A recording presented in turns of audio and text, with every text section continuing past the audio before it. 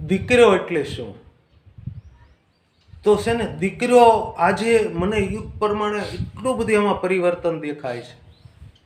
આજે વિદેશમાં વસતા આપણા યુવાન દીકરાઓ જ્યારે કોઈને પણ ઇન્ડિયામાં ખબર ન હોય અને એવી સરપ્રાઈઝ આપે કે કોઈ મિત્રને, કોઈ સગાવાલાને, કોઈને જાણ ન કરે અને એ મિત્ર સીધો ફ્લાઇટમાં આવે, ઉતરે અને ગામના પાદર કે સોસાયટીની અંદર જ્યારે પ્રવેશ કરતો હોય ને ત્યારે જ્યારે વિખોટો રહ્યો હોય, કુટુંબથી જ્યારે 3-3 વર્ષ, 4-4 વર્ષ, 2-2 વર્ષ નોખો રહ્યો હોય અને ત્યારે કુટુંબની જે ભાવના ઊભી થાય છે, ત્યારે એની અંદર એક વિચાર હાલતો હોય મા બાપ પ્રત્યે. એટલે એની અંદર જે વેદના હાલતી હોય ને, પણ મોઢે બોલું માં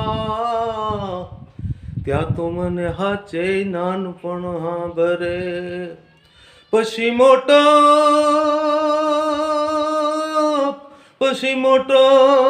મોટપની મજા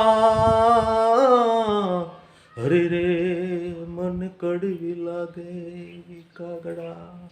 માનું રટન કરતો કરતો આવે, બેલ મારે અને બેલ મારે ને જ્યારે બારણું ખુલે ને આખા ઘરનો જે બધાય ભેટી ભેટીને રડી પડે છે.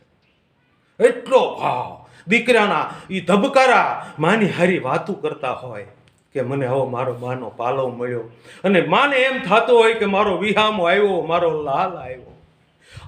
બાપ ભેટી પડે, ભાઈ ભેટી પડે, બેન ભેટી પડે, અને એ જે વરસાદ, ભાવનો વરસાદ વરસતો હોય ને ત્યારે દ્રશ્ય જોઈને આનંદ થાય, દિલ ભરાઈ આવે છે.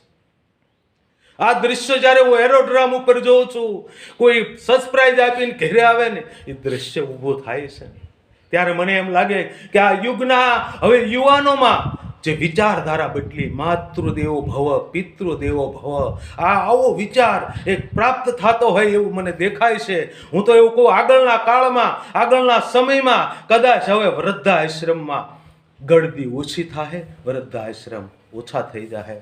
તો આ છે ભાવનો વરસાદ, આ છે યુવાન. તો અમારો વિડીયો કેવો લાગ્યો શેર કરજો, કોમેન્ટ કરજો, ફોલો કરજો અને બધાય જય શ્રી કૃષ્ણ.